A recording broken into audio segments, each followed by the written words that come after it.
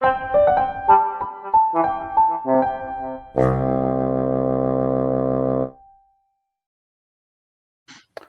up in Pittsburgh, it was interesting rooting for the Pittsburgh Penguins. They were blue for most of the years of the 70s, and my dad and I would go to the games, shout, "Let's go Pens," but it never seemed to get anywhere.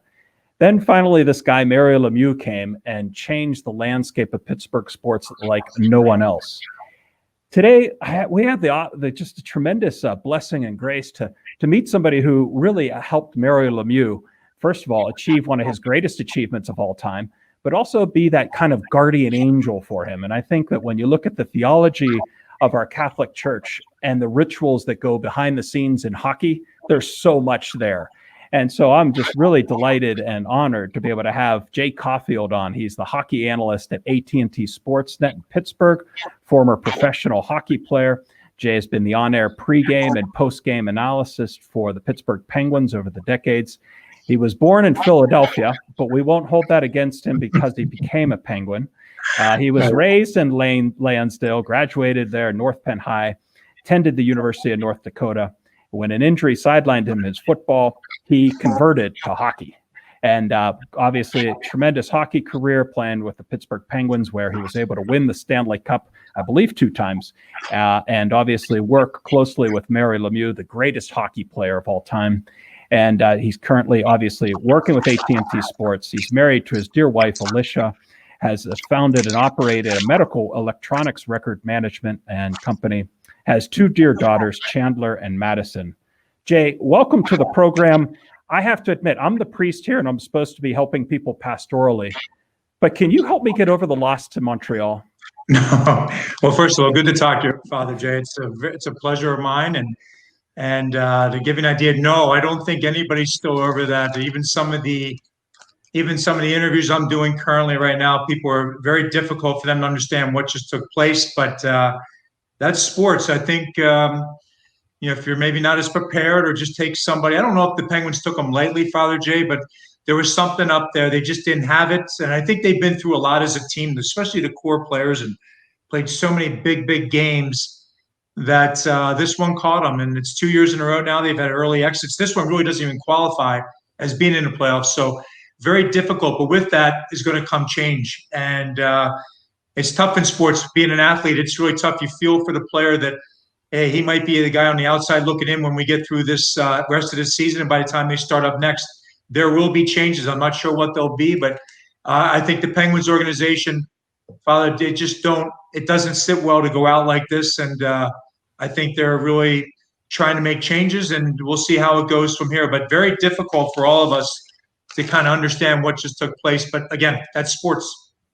You know, the Pittsburgh Penguins have nothing to apologize to the city of Pittsburgh. They have been true champions, Lemieux, the whole franchise. This core team of Letang and Lemieux, of Crosby and Malkin, they've won 3 cups. I mean, I have to admit, I wanted to see a 4th cup. Right. But geez, hasn't it been fun watching them? Yeah, that's what I said. They've been outstanding, and have the number of cups they've had in a number of years here with Crosby. Watching them play each and every night, all of us as fans, starting with Mario, really, and even players before. I mean, but when you get that superstar player who lives up to the billing, it's pretty unbelievable. And certainly the Penguins and Pittsburgh have seen great athletes go through it, but none more in the hockey world. It's been outstanding. And watching them play, yeah, it has been a treat. Yeah, it really is. Now, you didn't start off originally in hockey or in Pittsburgh. No. You grew up in Philadelphia, which I'm sorry to say, that'd be enemy territory for anybody. And I always had the question, how can Philadelphia consider itself the city of brotherly love? Did you experience? No. Yeah. Tell us about growing up in Lansdale. I question that myself. I know my mom and dad grew up in the city. We lived about 30 miles north of Philadelphia, and really it was nasty. Even when I went back there to play, you think they might have some care, but they were nastier. They were just nasty. They're nasty fans. They were nasty if you went to watch and you represented the Penguins. So yeah, I don't know how that name is holding, but I think they take pride in being the difficult fan. I think people, when you go to play there, there's something about it though as a player, because it brings you up to a different level, because they kind of lay in you from the moment you step on the ice, and there's an energy with their building when we go in there. But that doesn't really stick anymore for me. What was it like to play there once you got to be able to play there? I mean, was that like a childhood dream come true? Yeah, I think watching, because for us, Father Jay, to give you an idea, I grew up playing football and baseball. My father knew that. He taught us those sports. Hockey wasn't even something on our radar screen. And maybe when I was early teen, mid-teens, the Flyers started to make it very big. They won cups there in the 70s. So we all started to follow the game and played street hockey. Really never got on the ice till our mid-teens, if you will.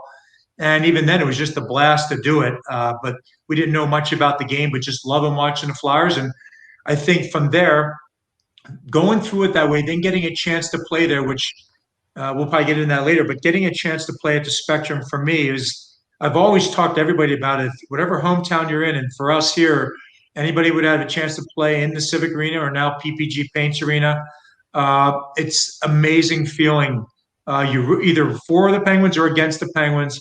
To be in that building where you grew up is very special. So it's something that every game I played there was a great experience, and I'll always cherish those moments. Just like playing here in Pittsburgh, I loved it. I love being in my home state. My wife is from Minnesota, but I love being here in Pennsylvania, and something that I'll always cherish that I had the opportunity to play here. No, I do give Philadelphia a bad rap, but I have to admit, the last time I was in Philadelphia, I went to Pat's cheesesteak place. And I'm not sure if you like Pat's or Geno's or where you fall in the cheesesteak world. Right. But I went to Pat's. I was dressed up, obviously, as a priest, because I'm a priest, and I ordered. And this Italian-looking character from the back said, "Don't think we accept your money here." And I'm like, oh, my gosh, what's going to happen? And they said, "Father, we won't charge you for anything you get here. We just want your blessing."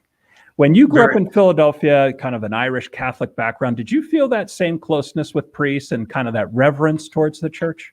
Yeah, my first 5 years of education, we all went to Catholic school. It's called Corpus Christi in Lansdale, and all we ever did was have the nuns that taught us, and the priests. I remember being in church all the time. I think as a Catholic student, we were in every Wednesday through Lent, and then every Friday, I think we went into church. So it was something it was always part of us, and we always went.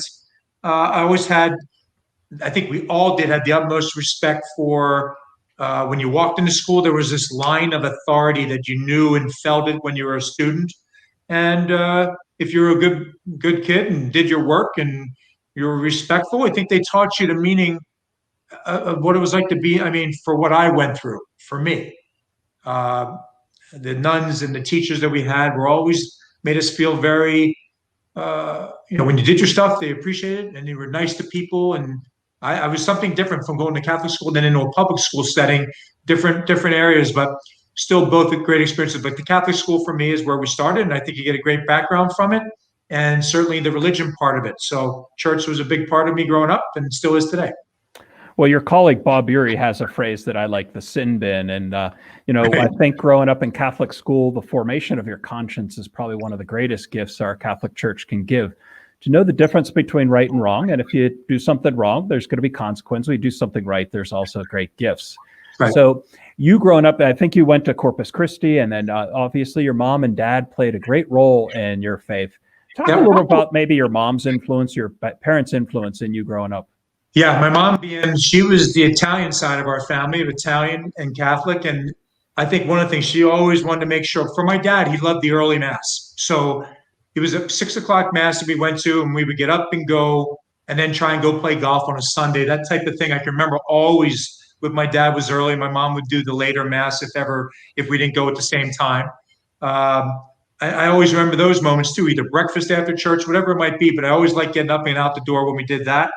And then my mom later on throughout my career, I said about 18, 19 years old, I left home and went up to Canada first by Toronto, then out to Minnesota and North Dakota. So once I left at that age, I was away, Father Jay, the rest of, right up until now. So, but one thing my mom always wanted to make sure wherever I was at that, and I do mean this, I can remember saying to me, just make sure you go to church.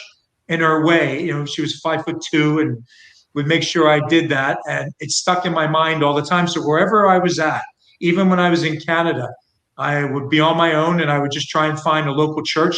And at that time, you could always get into churches, the doors were open. And I used to go in by myself because I couldn't really my schedule never allowed, I could always make a Sunday mass. So I would always go on any day I had a free day, and I would go into church by myself and say my prayers or whatever I needed to do. But I remember feeling very close to my whole world like that. I just remember feeling close to it. But my mom, I think that maybe that guilt, that feeling, I could never let my mom down by not going to church. So I made sure I found those churches, and wherever I was, Father Jay, and I had those special moments by myself, which I still to this day. There's something about sitting in there by myself when I have the time to do it. Yeah, and we'll come back to that in a minute. But what about high school? Were you at North Penn? Were you a North Penn Knight? Is that right? Yeah. What was that like? Yeah, public school. Listen, I was. That was when I made a switch from football to hockey. That was the part that I really feel like. So my father was very understanding in this, because if I think of my girls right now, my girls played basketball and put all their time into basketball. And I think if they came to me when they were going to high school, when they were good athletes, they were very good players, and I knew they could go on and play further. If they came to me and said, "Dad, I think I want to play something different," I might have been like, really? You serious? After all this time? My father, to me, when I said, "Hey, Dad, I think I want to play hockey. I want to try this game of hockey. I think I'm going to stop playing football." And if you go up in Pennsylvania, I had size, I could run, I had good speed, and I was a natural football player. I think you pretty much have a good chance of going to college and playing on from there. I went the hockey route. My father never once ever talked me out of it. I didn't say anything negative. Just said, whatever I do, make sure I give it 100%. That's all. Basically, those kind of words. He never turned on me and wouldn't allow me to do that and stay in football. He let me do my thing. And if it wasn't for that, I wouldn't have been prepared to do what I did later on in life. But I will never forget that my dad was very easygoing about it. Probably disappointed, though, because football, we were a football family. So, but he let me do my thing and didn't stop my growth in it and let me go after it. How did you know you needed to transition from football to hockey? What were some of the things that were going on the football field, and what made you turn it into the greatest sport possible, which is hockey? There's no better sport than hockey. So I think it's like it's about time. You were a slow learner. I get that. But what brought you to hockey? The hockey world was what brought me to hockey. Was us as kids really didn't know anything about hockey, even until 12 years old, 13 years old. And then the Philadelphia Flyers made it big, and they won 2 Stanley Cups in Philly when we just started watching. And we all kind of fell in love with it, watching it. And they didn't have the coverage that they have today, but we watched enough Flyers games and listened on the radio. And then we started playing street hockey. And then my brother started the high school hockey team in North Penn. It was a club team. They didn't even have it as a sanctioned sport for the high school. So we were kind of way ahead of everybody. I mean, it wasn't happening yet, but we started to do it.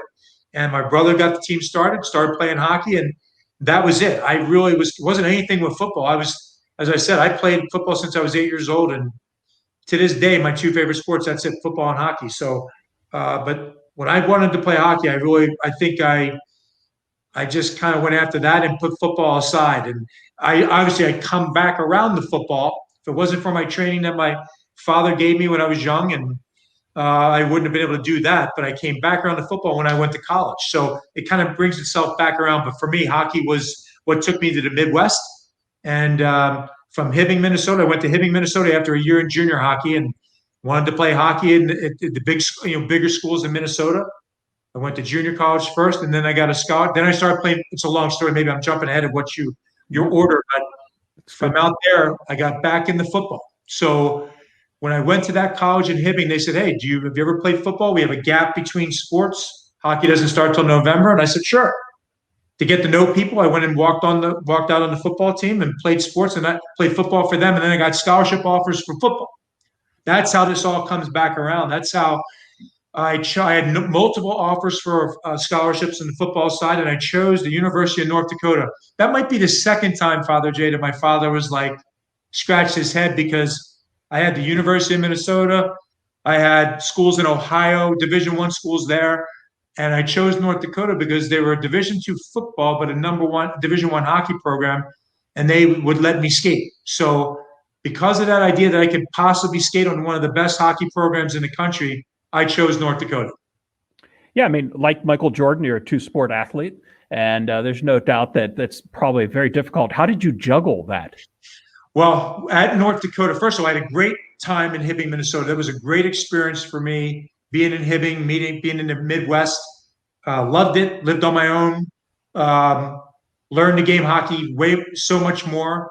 And then the football world, when I juggled that, when I went to play at UND, it was a great program too. So I went there, played football. They allowed me to skate, but the only way I could do it, the university hockey team, North Dakota Hockey, which I owe them, Father Jay, so much. I don't believe that would happen today.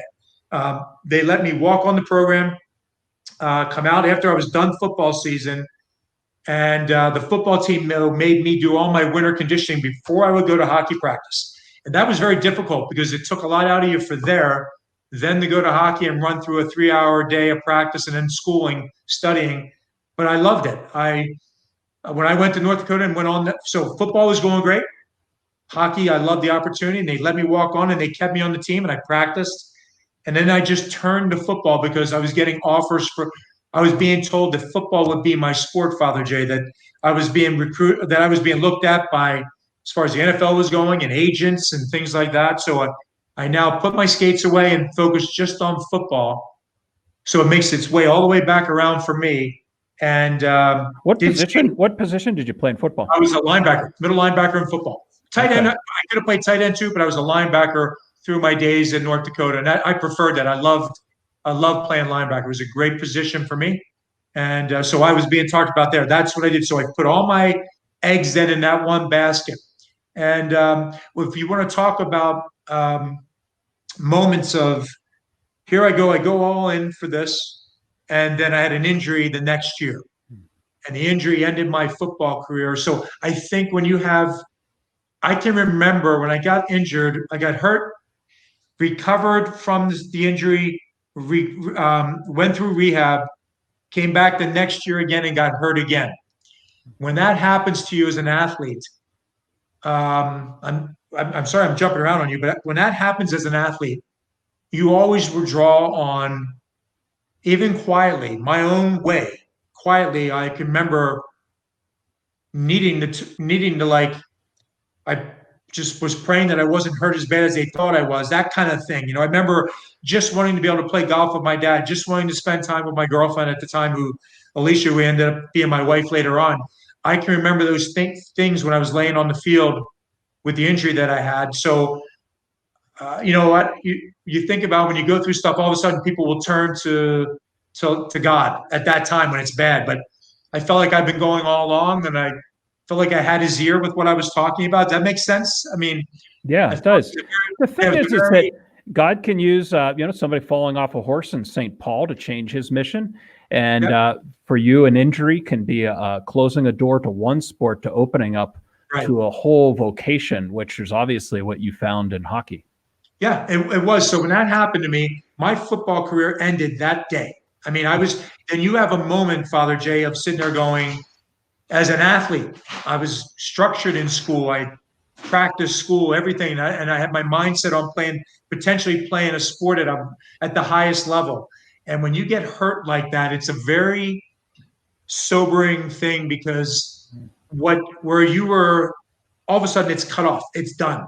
So I literally I remember Alicia picking me up at the stadium, and I just needed like a moment to myself. I can remember feeling sorry for myself. This is very true. I remember feeling like an hour, like I needed the time by myself for an hour just to, process what was going on and get everything out of my system. And I remember after that hour thinking, got a hold of Alicia again and thinking, you know what, I'm moving around. I feel good. I mean, I had a neck injury. So I felt like I would just go, you know what, I'll try and play baseball or track or do something. And I tried to do that, but I was not allowed on any field after this injury happened. So until I got clearance. So Alicia scheduled an appointment with me at the Mayo Clinic in Rochester, Minnesota.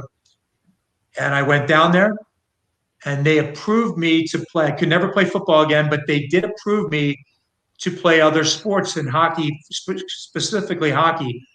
and I got that approval from them. If it wasn't for the doctors at the Mayo Clinic, if it wasn't for the University of North Dakota, if it wasn't for Alicia to really see this through and make that effort, I wouldn't be in Pittsburgh here today, because I owe so much to those steps. I went back to North Dakota, showed the hockey coach, and he let me say, come on out and I can finish out the year practicing with the team. And that's exactly what I did.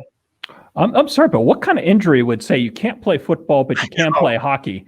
That's right. Incredible. I mean, what actually happened? I had a neck injury. I see 3, 4, 5, and 6. I had bone spurs and a break.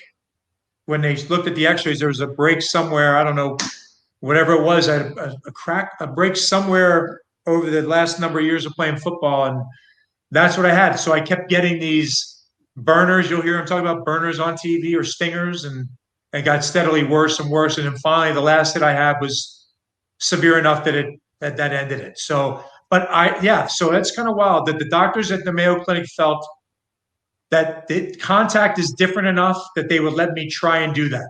And I still think it's kind of wild. I don't believe it would happen today. I really don't. I don't think I would have gotten the approval. I don't think the university would have let me do it just off of that approval. And but it happened. And I ended up playing one college game. I got in one game for the University of North Dakota. And it was that I thought at the time was the greatest experience I ever had. It was big time hockey. It was against Boston College. And ironically, I had a teammate that played on that team, Father Jay. John Cullen was there. Oh, yeah, I remember him. Yeah. So we talked about that quite a bit. But I ended up getting through it, playing, and I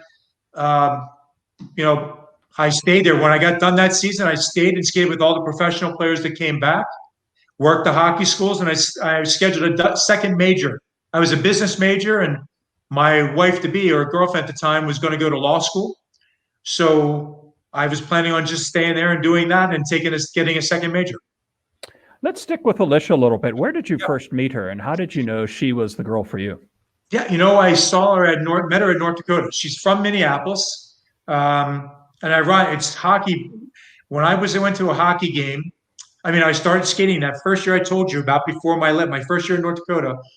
So when I was there, I was watching a game. I was in the press box, if you will, watching. And somebody caught my eye, and there was a girl there who, ironically, Dave Tippett. Are you familiar? Dave Tippett, here now coaching Edmonton. Yep. His wife now was friends with Alicia, and I saw her in the stands. So saw her there, and she caught my eye there. I didn't really talk to her for quite a while. Then the next semester, she ended up being in one of my classes. So I met her that way, and she was she's been wonderful when I saw her, and wonderful ever since. Now, did you have to talk to her parents and kind of, hey, I'd like to marry your daughter? How did that conversation go? Okay, so I can tell you the one good thing Father Jay, she meets me when I'm a football and / hockey player. So that she probably didn't think much of the athlete at the time, but it's kind of good that I met her when we met, number one, when we were just in school. So it wasn't like later in life and difficult that you're used to only one lifestyle. We met in school. I met her parents, and they were outstanding. So I got along with her parents very, very well. And when we time to get engaged, I think her father I don't think I did anything special like they do you always see on TV. I think I'm more reserved. So I didn't really do that. And when I was my third year pro, Alicia was finishing law school. That's when we knew we would get married. So really, my first 3 years, I was away and she was in law school, and we were basically married then. I knew that's who I was going to marry, and my years away didn't change that at all. I'd go back in the summertime when my season was over, but those years didn't change anything for me. They only probably just made my feelings stronger. Does that sound good? That's how I felt. Yeah. Yeah. So there's lots of people out there probably trying to discover their own vocation in life, and professional sports can be such a challenging time where you have all these people coming at you. How did you know she was the one? Were there some things that you had obviously mentioned several times in your life where you needed to hit pause and really go deep and reflect? Were there moments like that in your relationship with her, or moments where you thought, wow, this is definitely the person I want to spend the rest of my life with and start a family with? Yeah, I don't think it's really funny. Even the way you just said it, like I didn't think that. I just knew she was. I Yeah. just knew. I just knew the way she was. She knew what I was trying to accomplish. She never always made sure my workouts, my training, whatever I was doing. She understood me. I never thought of it like I just thought, hey, this is when I was away. I never thought about it.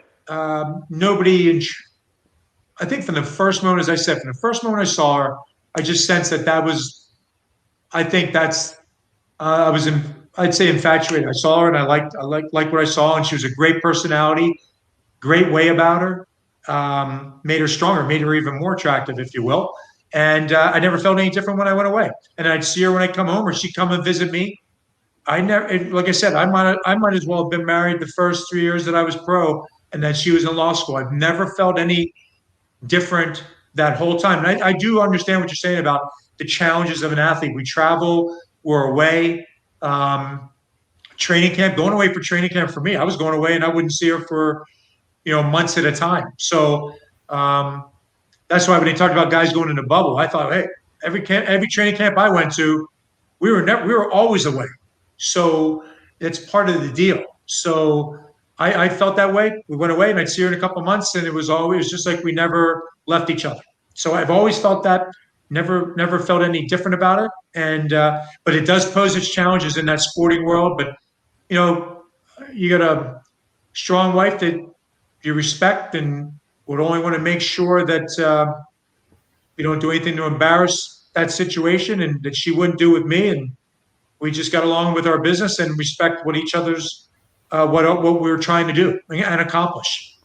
My cousin, Father Chris Donnelly, got to do the wedding for Brian Rust up in Michigan last summer. He was able to work it out where I didn't go, but he went, which was great. Do you remember your wedding day? Where did you guys get married? Yeah, we got married. So when I finished my after my third year pro, I was then with I was started with New York for 2 years, then Minnesota. Then we got married in Grand Forks of all places. It was probably easier for everybody to get to Grand Forks than anything else. So that's where we got married. I still love it. I was in we got married in the summer. Always can never schedule a wedding when it could be Stanley Cup time, or you always have to find that gap. So everybody came up to North Dakota, and that was the first time my mom or my family was up there, and everybody loved it. And it was a great day. I had guys that I was close with through North Dakota, and my first couple years of pro made it out to the wedding, and we had a great time. What approach have you taken as a husband and a father in order to be with these three amazing girls in your life? How do you try to approach your relationship with your wife and your daughters? Yeah, I think even just as I was explaining our relationship when we met when we were younger, so right now, just total respect what they're doing. With my girls, I try and be like how I explained to you how my father was with me. He never raised our voice, easygoing. I'm a little different. Probably a little louder, maybe the mix of Italian and Irish together. But I think they've been wonderful because they do both. As I said, my oldest daughter Chandler, who went to North Allegheny, graduated from there, went to Carnegie Mellon, and finished her master's program just last year. And then my youngest daughter Madison transferred to Oakland Catholic, loved it at Oakland Catholic, and then went to Allegheny College and she played basketball. And they're all both working. Madison works at UPMC and Chandler's now working at Phillips Respironics. And so for me, they were strong girls, just like their mom, and they did their work. They were responsible, and they were dedicated to playing sports and going to school. And I think sports is a big thing. Some activity, and it doesn't have to be sports for some people that don't have the ability to do it. It's not just about that. Whatever you do, an extracurricular activity to keep you occupied and get you structured. And I knew how demanding playing sports was, and you have to be on top of yourself individually, on top of your game, but on top of your work ethic. And that's what kept me what I did for the years I played. My work ethic, I would like to think, is second to none. And I think my kids did the same thing. Their mother worked, her mom was the same way. So I think I look at them all the same way, Father Jay. They've been wonderful kids to raise, and I couldn't be prouder of having two daughters, and I wouldn't have wanted it any different. Love watching them play sports, and they're dedicated. and they're doing great in their work. What was it like going from, you were on the field, now you're in the fans cheering your daughters on? Would any highlights you remember of either Chandler or Madison scoring a big basket or just playing a high school sports? I think just watching them, first of all, step out on the court. I think watching them through AAU and travel, and your daughters had the opportunity to maybe win a game with a shot, but see them work hard and care about what they're doing. I just think there's moments like that. I think what intestinal fortitude, the drive it takes to be an athlete through high school, college, for all kids that play something, it takes something extra. And I think when it's time to perform, that you go out and do it with all the work you put into it, that you go out and perform. And I'm very, very proud of watching it. But watching it as a parent, it's tough. I think it's grinding. You have to try and keep your mouth shut. You try and stay quiet. I'm not sure I did that all the time. I'd like to say I did, but I think I had my moments of like, oh my God. But I did love watching them play. Very sad for me when Chandler finished her career at Carnegie Mellon and Madison finished hers. There were sad days for me because that was something I had in common with them to talk about every day. And so I missed that, but we got over that. I mean, we certainly have stuff in common. But I always thought that basketball, maybe that sport, was that one thing that kept me closer to them all the time. And I find out it's not just that. But I love watching them play, and I do miss it. I missed it, but I missed the conversations about it. But it's also part about playing something and moving on, and carrying that same effort into the next endeavor that you do. Jay, how would you, we started the show with the Penguins losing. I remember, as a small example, I was a priest for a football team, St. Mary's, and they lost to St. Bart's in the final. And I remember there was a young priest, and they had me go in the locker room. They said, all right, Father, lead them into prayer. And I felt horrible, like they had lost. And it was like, I didn't feel like, sure, you can pray. It's obviously amazing. But how do you overcome losses and, devastating losses? How would you still that with your daughters or in your own life when, you lose a game or you lose, the season, you win the championship, become just up shy? How did you overcome those things? Or what are advice that you would give to people to be able to take a loss and be able to learn from it? I think first of all, as a player, as the person in the act, and it's something doesn't go well, and believe me, we all have moments like that. I can remember some have moments that it's just a game, and some have moments where you do it in front of 20,000 people and on TV. So you've got to pull it together and realize what your job at hand is. For me, when you're playing professional sports, it's your job, it's your livelihood. And when something doesn't go right, you have to make sure you pick it up, get yourself back up and do what your job is supposed to be. Win, lose, or draw, you got to make sure you show up. I think that is a key. You have to show up. And in my role in hockey, it really was that way. You have to show up every day. And if something didn't go well the night before, you better turn the page and get right back at it the next night, or they will replace you, right? That's the reality part in that world. In the sporting world, just as an amateur athlete, the same thing applies. You got to pick yourself up. I'll go back to my father. I don't remember my father ever being hard on me or make me feel bad about something that didn't go well. I can remember maybe striking out in a little league game, and instead of my dad, barking at me like I hear other parents do, he came in and said, hey, we have a couple tickets for the Phillies game. Let's go down to the Veteran Stadium and watch the Phillies. And I can remember that one sticks in my mind because I felt like I gave up a game when I was in Little League, or it cost us when I struck out or something like that. And he never, ever talked to me, just said, get back at it. And then we go, and then we had a good time together. I think those kind of things, but you have to, as an athlete, you have to pick yourself up and get right back at what you were doing and go with all the training that you've done and all the preparation. And that's what you lean on. As far as a parent, what I told you about my father is probably hard to do because so many parents are so invested and involved with their kids that they only want the best for their kids. And it's easy to get over the top and be emotional about it. But you have to keep that in perspective too, because as I gave you the good stories from my end, how my father was, there's a lot of other stories where people are pretty hard on their kids. And I've even come home from a game or driving with my daughter and realizing, hey, it might have been a tough day. And you have to be careful how you address that. But you only want the best for your kids, but sometimes just putting it away, maybe talk about it another time is the best way to handle that. Alicia's that way. I'm a little different. I end up going like trying to help, and maybe you overdo it by talking too much about it. Alicia balanced me out with our girls and made me realize, hey, she would remind me even how my father was to me. And it brings me right back into everything I just told you. I still feel it's tough as a parent because you only want the best for your kids, but sometimes you get so caught up in it and you have to pull back a little bit. And on the positive side, how do you be a champion when you've hoisted the cup? What are some things that you learned by lifting the Stanley Cup and being a champion? Yeah, I think first of all, it is timing. You're being prepared, being around teammates and doing what your job is for whatever your role is, that you make sure you carry that out. Then when you have a chance, that's how teams win, because everybody understands their role. You understand your role when you go to church in front of the whole audience. When you have everybody there come to listen to you, you have a role and a responsibility to have. You're prepared. You give a great talk, and everybody feeds off of that. The same winning teams have to be the same way. You have to understand your role. So when that line steps on the ice in hockey, you know what it is. In football, you take care of your responsibility. You don't worry about somebody else. Do your job. If everybody does their jobs, then you're successful for the Steelers.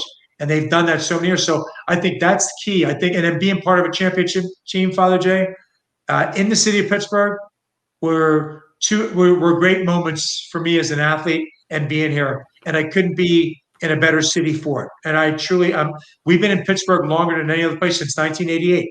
So we've been here longer. We're Pittsburgh people. I've been in Pennsylvania and we love it. So I think carrying that around or being part of a cup team was very special, and a way to cap off, have that be part of your career. It doesn't make your only thing that makes your career, but it's great when you work hard and have something and be a part of a championship team.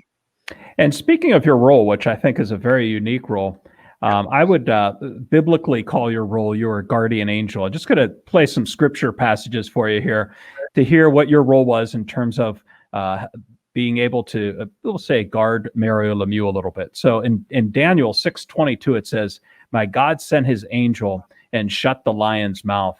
They may not harm him, and blameless before he goes as king." And then in Luke, it says, "And there appeared to him an angel from heaven, strengthening him." In Exodus, it says, "Behold, I send an angel before you to guard you." Your role with the Penguins, and especially with Mario Lemieux, was one that was very unique in trying to protect him and help him thrive as a superstar. And for me, I actually got to watch you pass the puck to him on December 31st, 1988. Talk about your role of being Lemieux's guardian angel, and even maybe that night where he scored 5 goals 5 different ways. Okay. So let's go with we'll finish with the goal part after. So as a role in hockey, which is different than any other sport, there is that role that fighting is allowed in a game, and it's not, everybody would love to be goal scorers, and there's nothing better than that. But sometimes, as I said, understanding a role, it's kind of wild. It's good that we're coming around this, because if you have a role and a responsibility, you have to go. That's what, every day you suit up, every day you step on the ice, my role and responsibility fell into that category, which is different. The game is different today. But when I played, that was going on. So if anything happened on the ice, or somebody was bothering our team, and especially the superstars that we had, then my role is to make sure I respond to that. And again, some people might not like it, some people do, but it was part of the game. And as I mentioned to you, if that is one, you have to make sure it's a difficult role, because you're sitting there, you might not get a shift for a while, then somebody else gets hit, and it's not you. You're the one that has to go out there. You have to raise your level to make sure you do your job. And that's why I mentioned it before. You have to pick yourself up. If something doesn't go well, you have to make sure that you show up each and every night that you play the game, to be there for your teammates. And that's what it's about. That's what winning is about. That's what being part of a team is about in hockey. And for me, it was I always felt if I did not do that, and I started, we talked about the hockey. I started late. I learned the game late. But I loved every moment of working for it. So when it came time to play a game, when it was time to do my job, I tried to do my job the best of my ability at that time. And if it didn't go right, I had to make sure I showed up the next night. And as I mentioned to you too, Father Jay, if you do not show up in that world, they will get somebody else to do your job. And then you're gone. I wanted to make sure I was never told that I didn't do my job. I didn't ever want to hear those words that where were you? Why didn't you show up? Why didn't you help your teammates? It's the same as like you have to help your family. When something's wrong, you step up in the family world. That for me is my job, but that's the hockey family. That's part of what I was doing.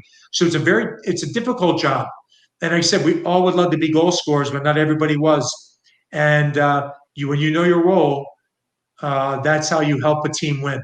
For whatever piece it is, penalty killers, power play specialists, defensive forwards, you have to do your job each and every night. If you try and be something that you're not, again, you'll find yourself on the outside looking in or looking for a job.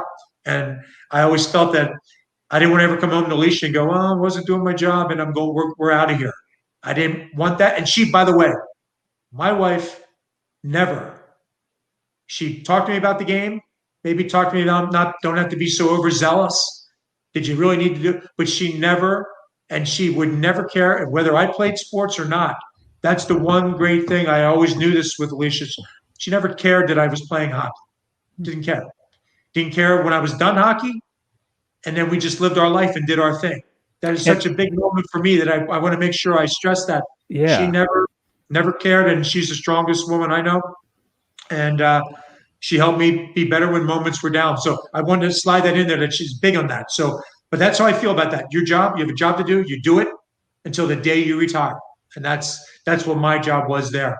So as far as the night that you were there, the 5 goals, 5 different ways, the greatest, and it was listed as the greatest play and the greatest game in 100 years of the NHL, what Mario did. And watching him every night and every day in practice was special and unique.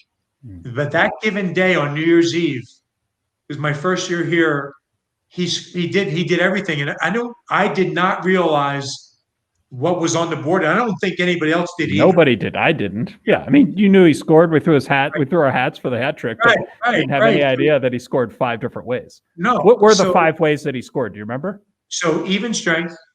So that's 5 on 5. Yeah. And then 5 on 5. Yep. Power play goal where you have the man advantage. Right. Penalty kill, he scored a shorthanded goal. Shorty. Yeah. Then he got a penalty shot. That's okay. Right. Yep. Then he got the empty netter. Right. That's 5. That's the only. It's amazing to me.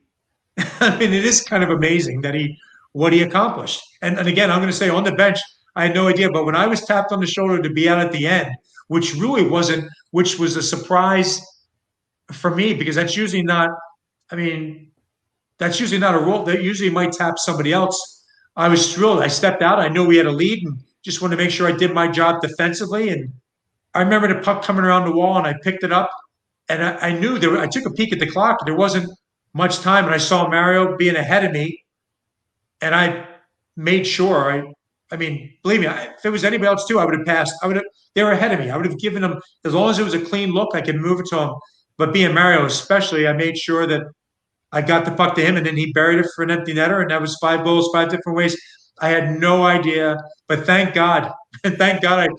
I think we joked about it. Even with Mario, I go, yeah, maybe if I didn't, I might have been ice fishing in Nova Scotia if I didn't make that pass. Maybe I don't know. We've laughed about it quite a bit. We've been friends and teammates and friends ever since. But that day, for you to be there, that's so wild. It was an awesome game to be a part of, and watching. Not from my standpoint, just the standpoint of what he did is what I mean more. But I'm certainly glad that I moved the puck to him and he was able to score the empty netter. Now, you had said before about overcoming controversy and difficulties and injuries. Yeah. What was your role, and how did you see Lemieux overcome cancer and back surgery? I mean, it was crazy. He would overcome it and then go out and have these incredible games. It didn't like he just returned to the NHL, but he returned on a level that no human being's ever been on. And you played such an instrumental role in that with him in terms of his training and just being by his side. How do you describe some of that, or what are your memories of watching Lemieux endure that and then head on out to be such the superstar that he was? Well, I think with when we were playing at when we were playing together, when we were playing for the Penguins at the same time, 5 years, he went through his back and hip was bad. He had a scoring streak that was on, and he was playing games, never practicing, never skating, not tying his own skates because he couldn't bend over to do it. This is no BS on this. This is factual. Somebody had to tie his skates, and that's a very personal thing for a player, meaning you have your own feel and how you want to do it, but never practicing, never tying his own skates, go out and keep a scoring streak alive. I don't even remember how many games it is, but it was amazing what he did until he finally couldn't do it anymore. So, and for him to back off, it was that bad for him. So he finally went through all that, which I thought that alone is a feat unbelievable. Then through his cancer and his treatments, I remember us going out on the ice in the game in Philadelphia where he flew in after his last treatment and played the game at the Spectrum. That there's another situation. They cheered him in Philadelphia for that. I mean, the fans stood up. He got a standing ovation at the Spectrum, and for him to make that and still have a couple points a goal, and I don't know the numbers that he had. That was outstanding. What he did as an athlete is unbelievable. And if he didn't go through the injuries, Father Jay, he would have rewrote the record books. Gretzky, what he's done is that's outstanding. But Mario, if he would have been healthy for all those years, would have been outstanding. I think even when he came back after that cancer, he was trailing in the scoring race and he ended up winning. He's that dominant of an athlete. And to watch him do it over the years that I was a teammate of his, and then even after that. And then I think the last part maybe you're alluding to, when he made a comeback, I believe the year 2000. Is that the date? I don't remember. Yes. Yeah. So he gave me a call as a teammate. This was after I had been done playing. And I knew he gave a call to me, just a simple call, and asked me what was did I have time to work him out? And I didn't ask any questions about it other than, sure, let me look at my schedule. I was coming back from Philadelphia. I was on the turnpike coming back from Philly, and he gave me a call, and we talked about it. And all I said to him was, what's his time frame? And he had said, December. I said, okay. I never asked him anything deeper than that. We figured a plan together, got to work and trained one-on-one for, I'm not even sure how long, how many weeks it was till he could get back with his teammates. And we went through a lot. I even inside that process, Father Jay, I told him a story. There was one day, I felt like it was 3-4 days in, that it was going to be a difference maker day. And it was like a hump day, if you will. And he didn't feel the same. And I could tell it by what we were doing. And I remember us taking a break, and I told him the story about the day I went to try out to walk on the University of North Dakota hockey team. And that day is something for me that I'll never forget in my own. And then to repeat it to him was something very unique. And I think he just needed to hear something different. And I don't know whether it just brought a lighter mood to what we were doing. And that story that I told him regarding my first day in North Dakota and what that was like, just lightened the mood. And then we got back to work. And I think he just kind of picked up and went from there and got better and better every day. But I do feel that story, in my opinion, had something to do with, it was relaying a story that was a difficult day of practice. And when I got through that story and told him, we laughed about it, went to work, and he got steadily better every day, stronger and stronger, which I feel that day was the day that's why I call it a hump day. It got him over the day of feeling, tired. Is this going to work? And he just went with it. And he got better, stronger and stronger every day, and until he came back and made it. Yeah, I mean, I would imagine it'd be like talking to Beethoven about symphonies, Roberto Clemente about baseball, or Right. Terry Bradshaw about football. They're so passionate about it, and your story drew what was inside of them, like we got to keep going. Yeah, and it's so true. There's like nothing, because that day for me in North Dakota, so I walked on the ice, Father Jay. I hadn't skated in like 7 months. and I'm going out with some of the best players in college hockey. 15 guys went pro. So I'm going out on the ice with them. There was no pucks. They lost over the weekend. And this was my first day out there. And I'm a football player walking on this hockey team, and they're all looking at me like, who's this? Who's this guy kind of thing? And I remember thinking, just go through, just do your thing, do your thing. And I remember in the first 15 minutes of this, Father Jay, I told Mario this. The first 15 minutes of that skate, my legs were so seizing up. I'm like, I remember this was a day for me. I remember saying to myself, what am I doing? Like, I wanted to walk. I think at that moment, I either walk off, skate off this ice and never do it again, or I kind of suck it up a little bit. And there was two players, James Patrick being one who played 20 years in the NHL, and Dave Tippett, the other one, just kind of gave me a tap on the pads and said, hang in there. And I went through it. I got done the whole practice, and it was such a grueling practice that after that practice, the coach for the University of North Dakota told me, grab your equipment, go in the locker room because we're keeping you on the team because anybody who can get through that deserves to be here. So that was the story. I shortened it up, but I told Mario basically the same thing. And it's again, you were right. It's like telling you what to do with religion. Yeah. I mean, how can I do that? But there's other stories I can tell that maybe help bring it out. And that was the story I did with him. And that was one I remember. And he was phenomenal. He did everything to get himself back. And certainly the rest is history because he's the greatest player playing the game. But I had to make sure that he didn't injure himself because what was as good as it was, it could easily have been bad too. If he got injured, that'd have been all she wrote. And he was outstanding. Would you mind talking about Badger Bob and what it was like to know him? He's obviously one of the greatest coaches. He dies tragically. It's as if the Penguin history has these amazing moments of triumph and then these just really tough times like losing your coach. What was that like as a team? Where were you when he died, and what was the kind of the background a little bit on that? Yeah, this was a really sad, like, first of all, when he came to the rink, and this is one of those things too as a player, right, Father Jay? I'm a player coming in, and now you have a new coach. So you're being evaluated every day. So you always have to fight for your position. Badger Bob comes in, and he's wonderful personality, upbeat, everything that you hear. And he worked with me. Like he saw something with me and wanted me to keep working every day and blah, blah, blah. We did it all the time. And making the team with a new coach, it's difficult. You go through new coaches and GMs, you're under the gun every time. So you have to earn your spot again. So I did that with Badger Bob. He was with the best players in the world. He was having us do the simplest drills. I remember through training camp, we were just doing the basic stick handling drills. And I remember some guys kind of balking at it like, oh my God, what are we doing? Like pee-wee stuff kind of thing. But somehow he had a way of engaging all the players and everybody bought in.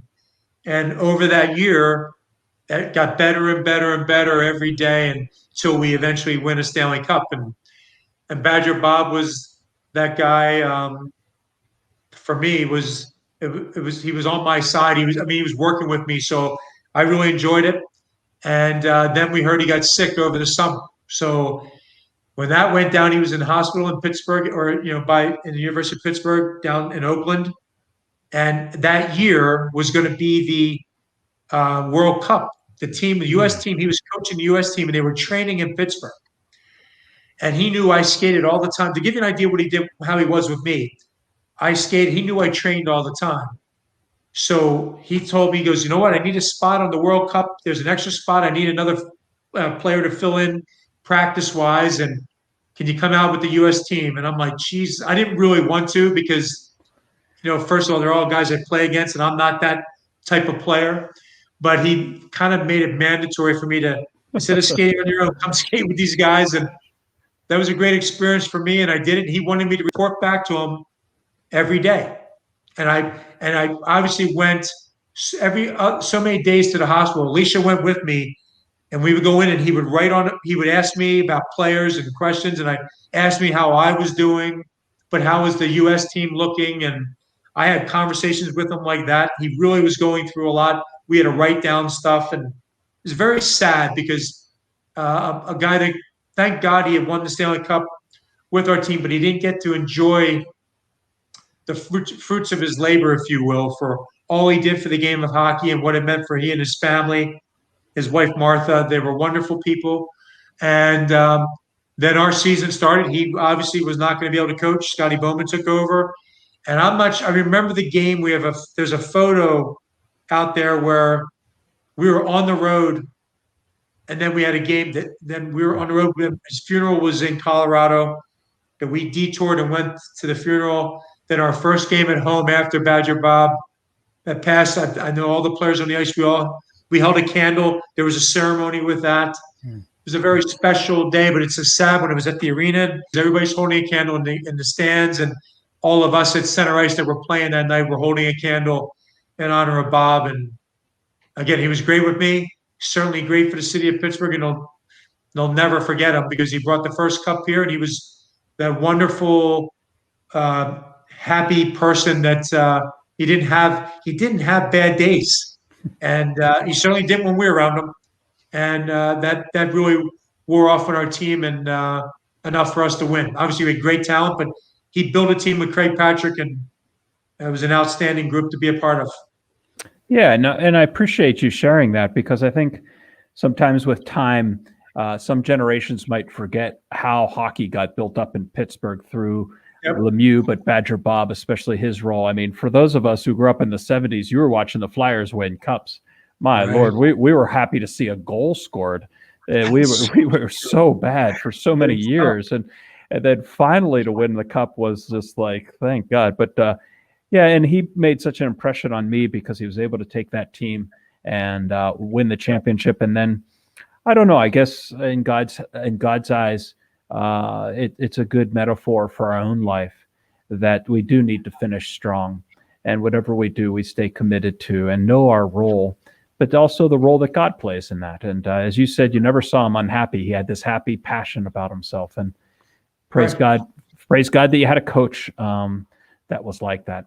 We're finishing it up here, Jay, and I can't thank you enough for the time you spent, but also one of the first times I got to meet you was at a golf outing. Now, I don't golf very well, but you actually are pretty good. And you're playing with some of the TV personalities of Pittsburgh. Right. This is something that you've been helping us out with here at St. John and Paul, and especially now where we're trying to raise money for some of the great things that we do in this parish. And so it's coming up September 11th at this September.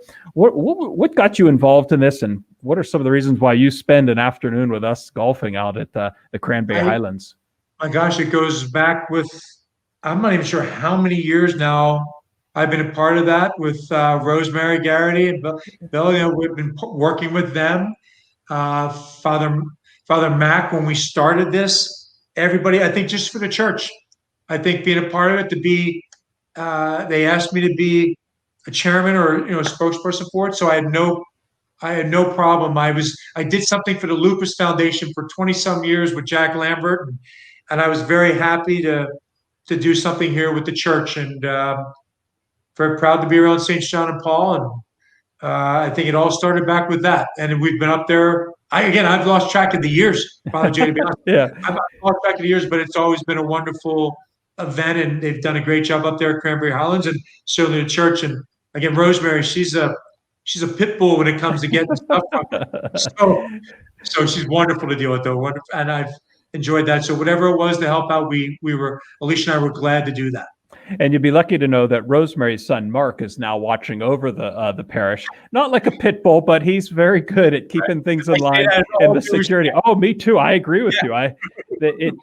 Everybody knows their role, as you say. And when you cooperate like that, it's incredible. I had a blast last year. And, some of the great things we've been able to help is education in our area. And especially now with the awful pandemic, we're feeding over 300 people a day in Ambridge. In our food pantry. Tuesday evenings, we do hot meals. We're doing the outreach to the elderly, helping rebuild homes. So a lot of the money that's going from the golf outing is headed towards assisting people who are in need. And, what a blessing it is to be able to team up with you and so many other champions out on a golf course like that. So I appreciate that. Look forward to seeing you in the future out there. That'll be fun. Just one programming note to our community out there. On August 25th, on 2 p.m. We're going to have Katie Prejean come. She is the Youth Evangelization Director, doing a great job with media and social media, really bringing the faith in our church to the youth from Franciscan University. So Katie Prejean is going to join us August 25th at 2 p.m. Jay, once again, thank you so much for joining us. If you wouldn't mind, I'm just going to finish with a prayer. I don't know if you know this. It's kind of funny.